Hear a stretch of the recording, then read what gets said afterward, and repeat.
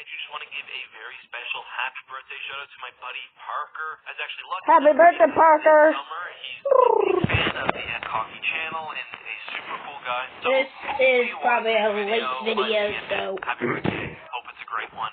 And you get whatever you want from your family. Also, I've got a special little care package coming your way. But on with the video. Yesterday we talked about the Ottawa Senators being fined a first-round draft pick for their role in the Dadonov trade controversy. If you're not familiar with that, check the video I did yesterday, because I'm not going to really be recapping the key issues. What is new, however, is a response from Ottawa Senators owner Jeff Andlauer, and that is new Ottawa Senators owner as well. He inherited the mess, and he is now putting on to take direct shots at the NHL.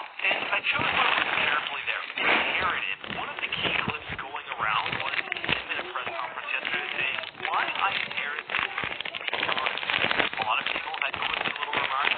On the team, of course you're getting their issues. And sure, if you're going to pick out one little part of the press conference in isolation, yeah, you can get a couple points that way. However, his greater point is that he did his due diligence when buying the team. And he has major issues with how the Dadonov situation was portrayed. First of all, he questions why it took 18 months, and more importantly, after the sale of the team for Gary Bettman in the NHL to adjudicate this matter. And he's completely right. He says there's no reason to last this long. There isn't. Administratively, this is not in line with expectations, especially where such a major penalty has been doled out. He suggests, and I find this quite disturbing, that it's possible that the NHL didn't want to disrupt the sale of the team. Also saying that he did his due diligence and was not expecting such a harsh penalty. And this is very serious. Would the Dadonov situation have canceled the sale of the team?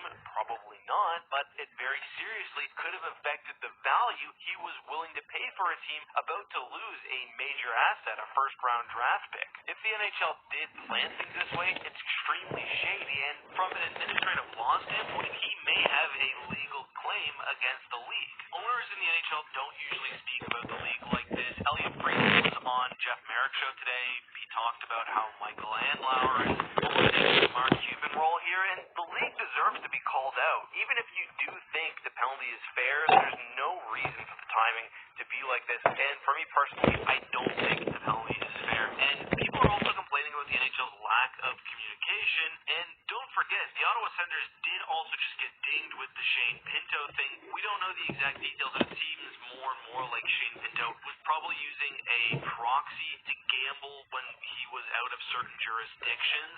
Not on hockey games still, but 41 games for that also seems excessive and more something that the gambling companies would want to be concerned about. I just find it funny that in 2022, New Jersey fined DraftKings $150,000 for allowing proxy gambling, which that might as well not even be a fine. Shane Pinto's loss of 41 games of salary is significantly more than $150K.